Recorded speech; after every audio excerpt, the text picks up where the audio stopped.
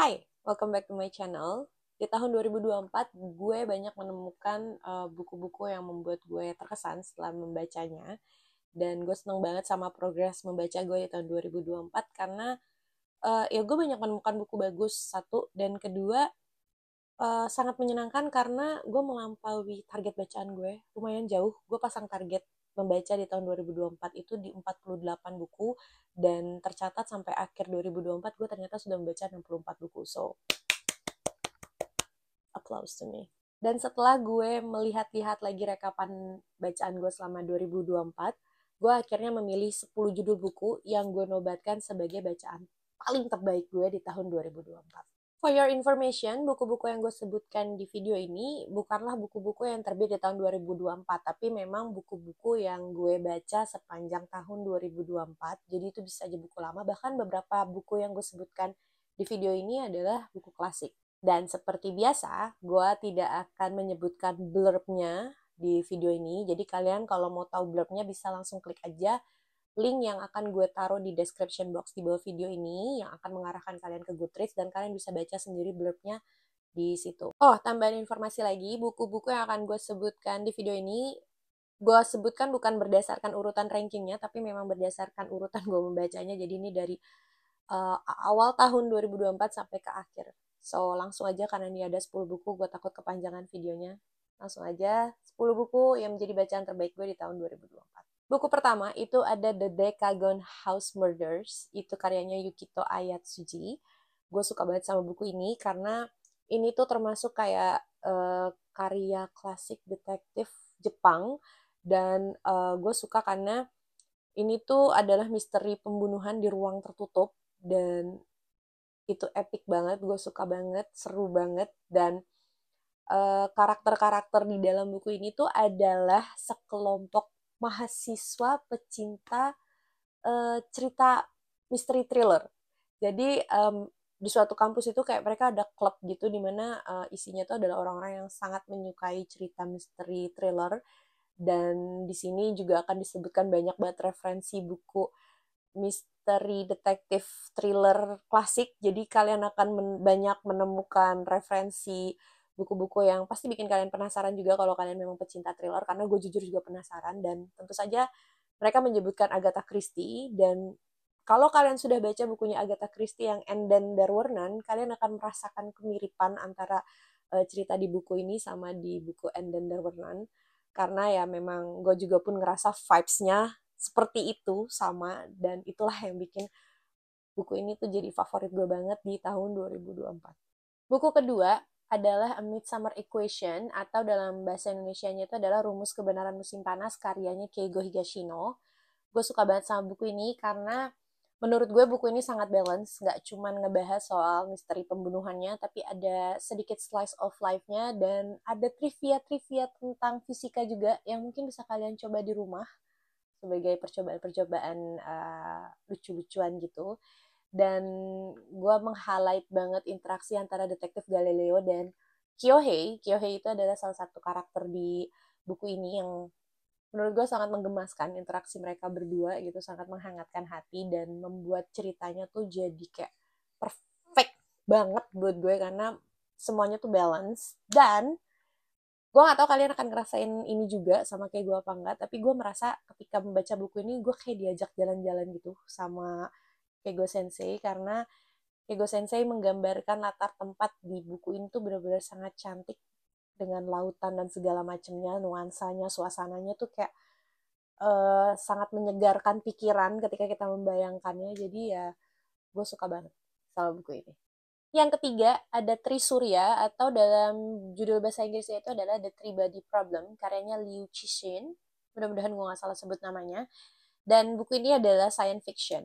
Gue sebenarnya tertarik sama buku ini udah dari lama, tapi kemudian di awal 2024 tuh ada seriesnya ditayangkan di Netflix. Dan gue langsung kayak oke, gue mau baca bukunya, dan akhirnya gue impulsif langsung beli 3 bukunya, dan gue baca buku pertamanya ini, Trisurya.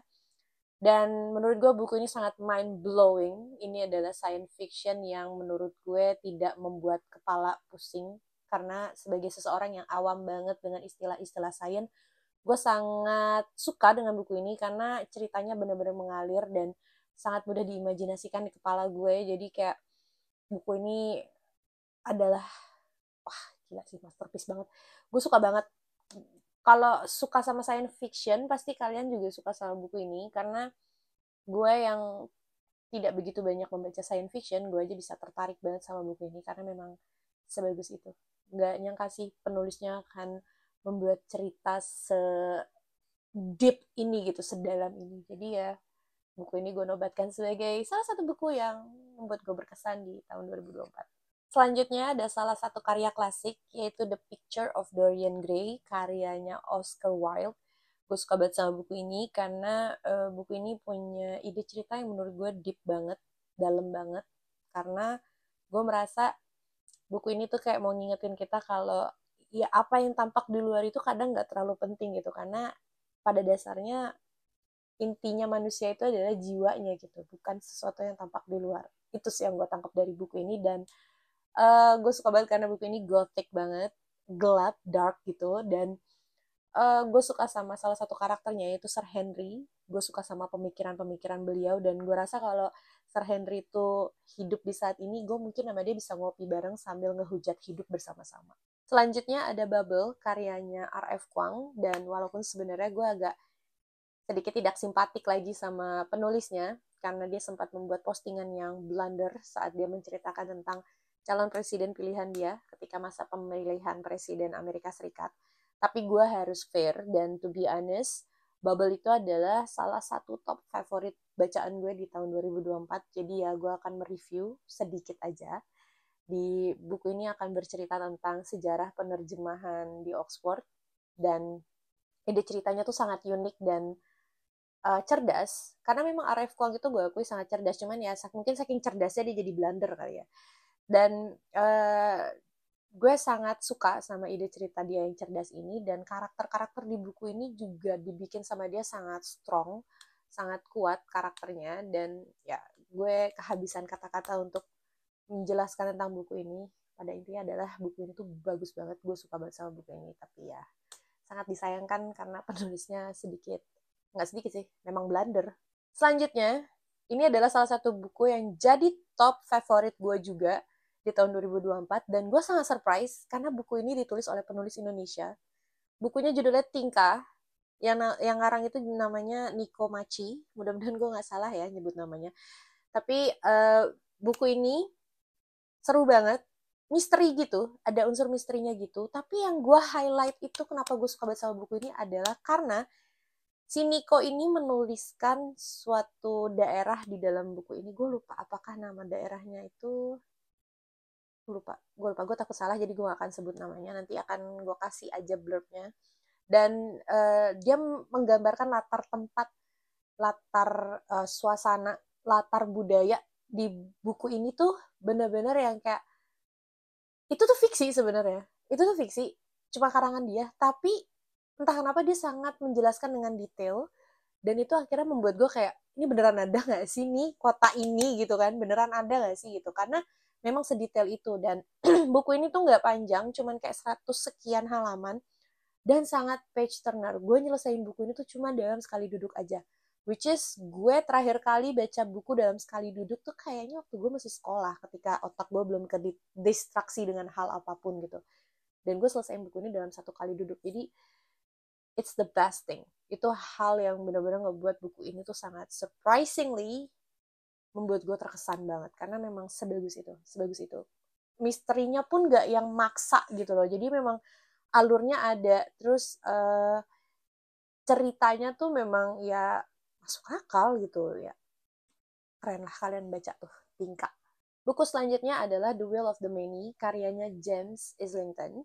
Buku ini sebenarnya udah warawiri di Bookstagram gue tuh dari tahun 2023, if I'm not mistaken. Dan gue baru baca di 2024, dan teman-teman Bookstagram gue tuh rata-rata pada ngasih review bagus soal buku ini, dan setelah gue baca, ya gue setuju, buku ini sangat-sangat bagus. Buku ini tuh perpaduan antara Maze Runner, Hunger Games, ada sedikit unsur Dark Academia-nya, dan ada sedikit unsur dari salah satu series yang sebenarnya pernah jadi favorit gue. Kalau kalian ngikutin gue dari lama, kalian tahu series apa itu, yang sekarang udah gak mau gue review karena penulisnya perlu disebut. Dan ya, percampuran antara 4 unsur itu tuh menurut gue sangat ciamik banget. Dan yang bikin ngegongnya itu adalah plot twist di akhirnya yang bikin gue kayak, wah, gue gak nyangka sih bakalan dibawa ke sini. Buku selanjutnya, ini dari penulis Indonesia lagi. Gue juga amazed karena bukunya bagus banget. Jadi ini adalah Lucifer karyanya Fenerdi Handoyo.